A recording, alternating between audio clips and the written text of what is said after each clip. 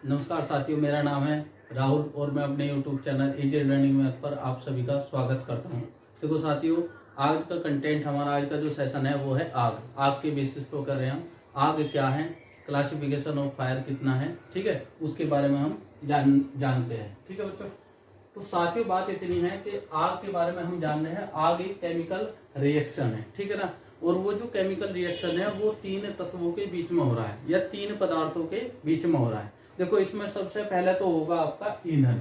ईंधन वो ईंधन उस ईंधन की बात कर रहे हैं जो जलने वाला है, ठीक है ना, जो जल सकता हो उस ईंधन की बात कर रहे हैं। अगर आपके पास फ्यूल है जलने वाला, ठीक है ना, उसके साथ में अगर हम देखो ऑक्सीजन तो आपको पूरे वातावरण में जहां भी आप खड़े हो या जहां भी जा रहे हो वहां पे आपको ऑक्सीजन मिल ही जाएगा, ठीक है ना, सारे में ऑक्सीजन मिला हुआ है। ठीक, तो ऑक्सीजन तो आपका वातावरण से प्राप्त हो जाएगा। अगर इन तीन, ये आपका फ्यूल हो गया, आपका ऑक्सीजन वातावरण में है, यदि उसको पर्याप्त मात्रा में आपको ऊष्मा दे दी जाए, यानी कि जलाने वाला होता है ना, ऊष्मा दे दी जाए, ठीक है, अगर ये तीनों चीज एक जगह मिल जाए, यानी कि जलने वाला ईंधन, वातावरण से आपको मिल गया ऑक्सीजन, अगर इन इन तीनों का मिलान कर दे, ठीक है ना, आपका जलने वाला ईंधन, ऑक्सीजन और पर्याप्त मात्रा में अगर हम उसको हीट दे दे, ऊष्मा दे दे, तो इनके बीच में क्या हो जाएगा, केमिकल रिएक्शन हो जाएगा। क्या हो जाएगा, केमिकल रिएक्शन। यानी कि अगर हम ये कह दे सीधा सीधा कि तीन तत्वों का अगर केमिकल रिएक्शन होता है, उस चीज से जो प्रक्रिया होती है उस चीज को कहते हैं हम आग। अब ये तो हो गया आपका इनपुट। इनपुट क्या क्या हो गया आपका, ऑक्सीजन, फ्यूल और हीट। ये कुछ चीज आउटपुट भी करेगी, कुछ चीजें निकालेंगी भी। क्या क्या निकालेंगी, अगर ये तीनों का केमिकल रिएक्शन होता है, इनसे दो चीजें प्राप्त होगी आपको। पहला प्राप्त होगा आपको हीट, ठीक है, जिसको हिंदी में बोलते हैं आप लोग ऊष्मा। ठीक भाई। अच्छा, दूसरी चीज जो प्राप्त होगी वो होगी आपको लाइट, जिसको आप प्रकाश बोल सकते हैं हिंदी में, ठीक है ना। अब आपने कहीं आग लगाई, ठीक है ना, कहीं भी लगा के, जैसे कागज में, ये अभी मैं बताऊं आपको, ईंधन की बात करें तो ईंधन में आप लकड़ी, कोयला, गत्ता, कपड़ा, डीजल, पेट्रोल, थिनर, ठीक है, पेंट वगैरह, जैसे गैस होगी, सीएनजी होगी, मेटल में बात करें आपका पोटेशियम हो गया, ठीक है ना, इस तरीके से ये सारे के सारे क्या है, फ्यूल है, ठीक है ना, ईंधन है। अगर उसमें आप आग दे रहे हो, ठीक है ना, हीट दे दिया, ऑक्सीजन वातावरण से ले लिया, ये केमिकल रिएक्शन हो गया, इनसे आउटपुट मिला आपको ऊष्मा और प्रकाश, ठीक है। अब ये जो ऊष्मा है, ये आप जिस जहां भी जैसे आग लग गई कहीं किसी जगह, तो ये ऊष्मा क्या करेगी निकलने के बाद उसमें, ठीक है ना, आउटपुट में जो ऊष्मा है वो क्या काम करेगी, जो उसके आसपास में जितना भी ईंधन आता रहेगा, प्लास्टिक आए, कपड़ा आए, रबड़ आए, तेल आए, ठीक है ना, जहां आग लगी उसके आसपास का जो एरिया है उसमें जो भी ईंधन आएगा इस प्रकार का, ये ऊष्मा उसमें क्या करती रहेगी, केमिकल रिएक्शन करती रहेगी और आउटपुट आपका यही निकलता रहेगा। यानी कि आग बढ़ने का कारण जो होता है, जैसे कहीं आग लगी और आग बढ़ने का जो कारण होता है वो ये होता है, पहले तो इन तीनों में क्या हुआ, केमिकल रिएक्शन, इनसे आउटपुट प्राप्त हुआ आपको हीट और लाइट, ठीक है ना। लाइट तो आपकी प्रकाश में चली जाएगी, लाइट तो आपकी प्रकाश में चल जाएगी, और हीट क्या काम करेगी, उसके जो एरिया है ना, उसके आसपास जितना भी जलने वाला ईंधन है उसमें आग लगती चली जाएगी और आग धीरे धीरे ऐसे ही बड़ा रूप ले लेती है, ठीक है। तो इससे आपने जान लिया कि आग क्या है और बड़ा रूप वो कैसे ले लेती है, क्योंकि इनपुट ये है, केमिकल रिएक्शन ये है। अच्छा जी, अब आपके आग के हो गए क्लासिफिकेशन। देखो आग का क्लासिफिकेशन कैसे करेंगे, आपकी जो आग है वो बेसिकली 5 टाइप की होती है, ठीक है ना, कितने होते हैं, 5 टाइप होते हैं आपकी, ठीक है। जैसे आपका क्लास में डालते हैं इसको, class A, class B, class C, class D और क्लास के, ठीक है। देखो क्लास ए में जो आग आएगी आपकी, ठीक है ना, क्लास ए में जो आग आग आएगी आपकी वो आएगी आपकी ठोस, ठीक है ना। उसके बाद में जो क्लास बी की जो आग होती है वो होती है आपकी द्रव, यानी कि तेल वाली, इसको तेल बोल सकते हैं या आप लिक्विड भी बोल सकते हो, इसको लिक्विड फायर बोलते हैं इसको, ठीक है ना। क्लास सी, क्लास सी में आपकी आएगी गैस, हिंदी में बोले तो ये इस तरीके से आप लिख सकते हो, ठीक है ना। क्लास डी यानी कि मेटल, धातु वाली, मेटल यानी कि धातु वाली, ठीक है। और क्लास के में आएगा आपका किचन फायर, ठीक है, किचन फायर यानी कि रसोई वाली आग, ठीक है ना। ये 5 टाइप इसको अच्छे से बताएंगे, ये खाली आप लोगों को बताया है। देखो एक चीज मैं आप लोगों को बताता हूँ, ये जो हम लिखते हैं ना 5 types of classification of fire, आग के टाइप क्या है। देखो आग के टाइप को इस तरीके से कैटेगराइज जो हमने किया है वो किस बेसिस पे किया है, यानी कि इनको जो भागों में बांटा है वो किस बेस पे किया है हमने, ठीक है ना, किस पे बांट सकते हैं। देखो आग लगी कैसे, ऑक्सीजन हो वातावरण से मिल गया, हीट आपने दे दिया, किसको दिया, फ्यूल को, यानी कि आप ध्यान रखें कि फ्यूल के बेस पे, ठीक है ना, किसके बेस पे, फ्यूल के बेस पे। महत्वपूर्ण जो कंटेंट है इसका आपका फ्यूल है, ईंधन है, ईंधन के बेस पर आपने class A, class B, class C, class D, class K आग को कैटेगराइज किया है, यानी कि उनको भागों में बांटा गया है। देखो ठोस, यदि आपका ईंधन क्या है, लकड़ी, कोयला, गत्ता, कपड़ा, ठीक है ना, ईंट, पत्थर, मिट्टी को छोड़कर और कुछ धातुओं को छोड़कर जितनी भी सॉलिड है, ठोस है, वे आपकी किस में आ जाएगी, क्लास ए में, ठीक है। दूसरा क्लास बी में लिक्विड, यानी कि अगर आपका ईंधन तेल में है, तेलीय रूप में है, ठीक है ना, जैसे आपका डीजल, पेट्रोल, केरोसिन, थिनर, इस तरीके से हो गया, पेंट वगैरह, तो आपका किस में आएगा, आपका तेल, लिक्विड वाले में, यानी कि ईंधन के बेस पर हो रहा। अगर आपका ईंधन गैस है, ठीक है ना, ईंधन अगर आपका गैस है, सीएनजी, जैसे आपका सीएनजी हो गया, एलपीजी हो गया, इस तरीके से मीथेन हो गया, तो क्लास सी में वो आ जाएगी, ठीक है ना। क्लास डी में यानी कि धातु, जैसे पोटेशियम हो गया, इस तरीके से वो धातु, यानी कि फ्यूल आपका अगर धातु है तो किस में आ जाएगी, क्लास डी में। क्लास की यानी कि जैसे किचन में लग गई, किचन में बहुत सारी चीजें होती है, जैसे खाना है, ठीक है ना, एलपीजी उसमें ही आ जाएगा, सारी की सारी चीजें क्लास के में, ठीक है ना। किचन फायर में आग लग जाती है, जैसे कढ़ाई है, तेल है, उसमें बहुत सारी चीजें रखी तो आग लगी, मसाला छोका तो आग लग गई। तुमने देखा भी होगा जब चाइनीज फूड बनाते हैं तो उसमें मसाला जब डालते हैं तो आग निकलती रहती है, लपटें निकलती रहती है, तो वो किचन फायर में ही आ जाती है, ठीक है। तो बताने का सिर्फ ये तरीका था, यहाँ से छोटा सा एक रूप, क्योंकि हमें ये बताना था कि फ्यूल बेस पर ही आप आग को कैटेगराइज करते हो, ठीक है ना। ये 5 प्रकार है इंडियन स्टैंडर्ड में। अभी बात करेंगे हम, जो मेन हमारा टॉपिक है, आग क्या है और आग के जितने भी अवयव हैं, आग को बुझाने के तरीके क्या हैं, ठीक है। मैं वो पॉइंट लिखता हूँ किस तरीके का आग बुझाते हैं, ठीक है।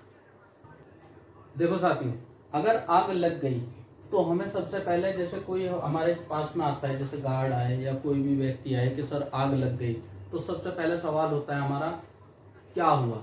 वो बोलता है कि सर आग लग गई, तो हमारा जो दूसरा सवाल होता है वो डेफिनेटली यही होता है, आप खुद सोचना किस में, ठीक है ना।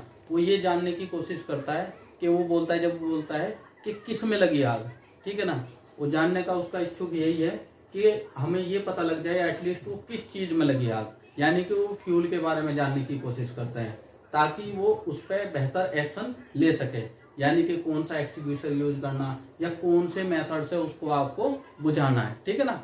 यानी कि फ्यूल बेस पे वो कैटेगराइज करेगा, उसको बांटेगा आग को, और उस आग को जब बांट लेगा फिर वो देखेगा कि किस मेथड से हम उसको आग को बुझा सकते हैं। देखो आग लगी आपकी 3 चीजों के मिलने से, ठीक है ना, 3 तत्वों के मिलने से।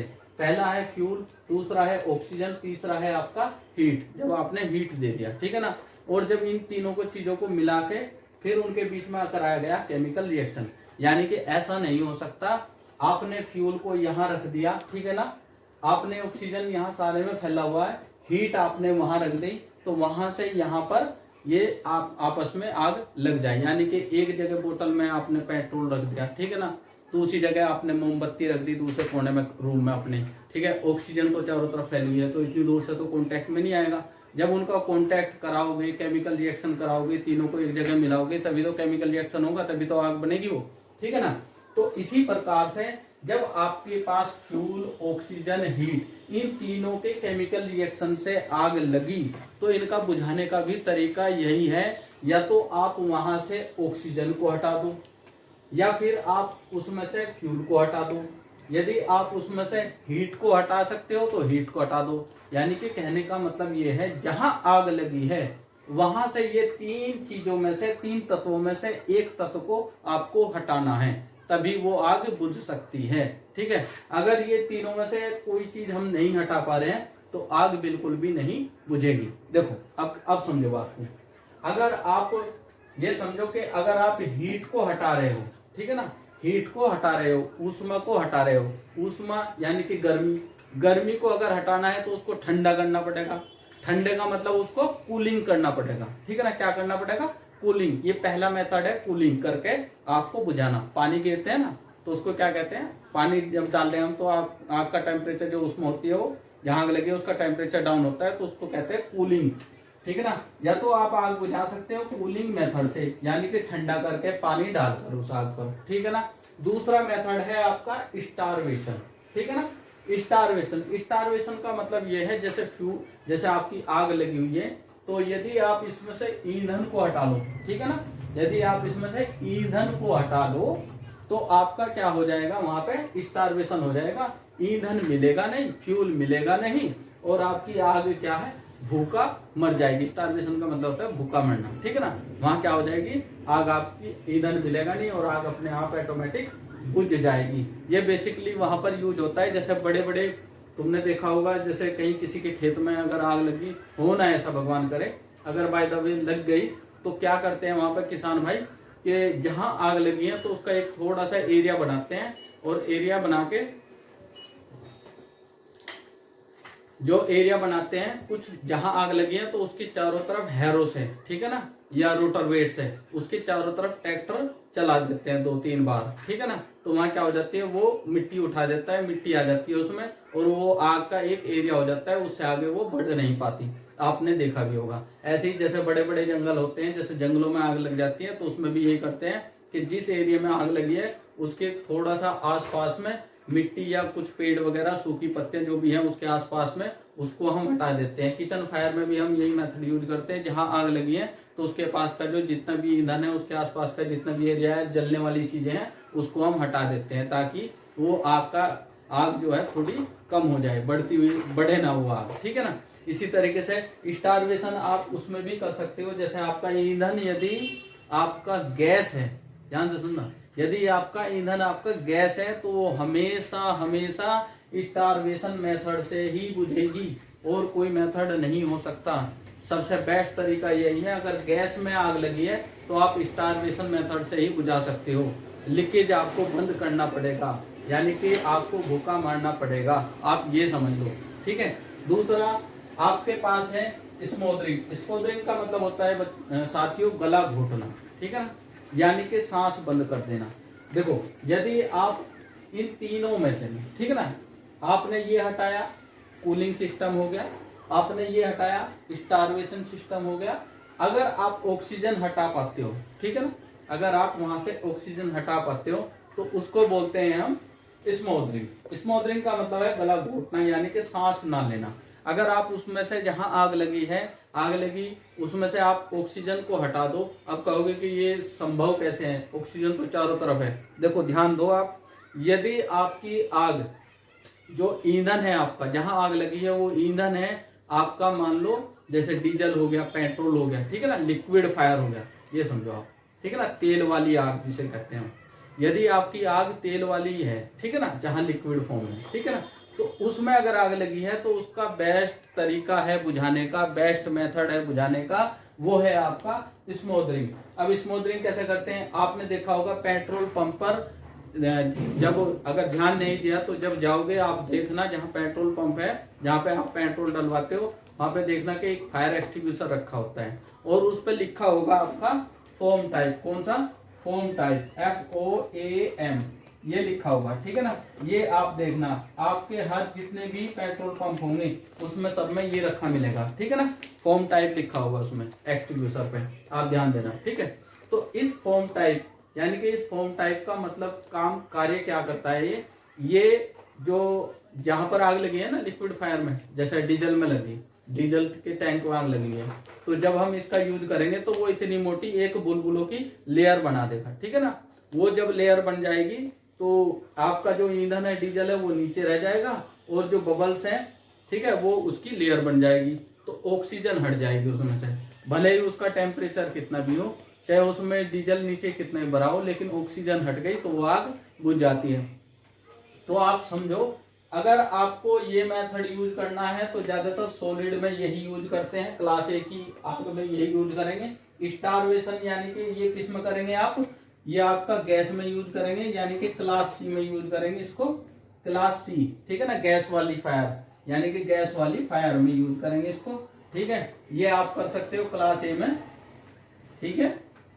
क्लास ए में जो सॉलिड वाली है, ठोस वाली है, लकड़ी कोयला गत्ता कपड़ा, और इसको गला घोटने वाली, इसको करेंगे हम तेल वाली में। किसमें यूज करेंगे इसको, तेल वाली आग में, यानी कि लिक्विड फायर में, ठीक है ना। किसमें यूज करेंगे, लिक्विड फायर में, क्लास बी वाली में, ठीक है ना। लिक्विड ही तो थी क्लास बी, ठीक है, समझ गए। आप ये 3 मेथड से बुझा सकते हो, क्योंकि 3 तत्वों से आग लगी है तो 3 तत्वों में से एक तत्व को हटा देंगे। आप ये समझ लो, जैसे आपका एक ये रिक्शा होते हैं ना, जैसे ये रिक्शा बोलते हैं ई रिक्शा, वो भी 3 टांग का होता है, ठीक है ना, 2 पीछे होती है, 1 आगे। अगर उसमें से एक पहिया हटा दे, एक व्हील हटा दे तो चल नहीं पाएगा, ठीक है। जैसे टेम्पू होता था, टेम्पू देखा होगा आपने, 1 आगे है 2 पीछे है, ठीक है। उसमें से भी आप अगर आप एक हटा दो तो वो चल नहीं पाएगा, गिर जाएगा, ठीक है।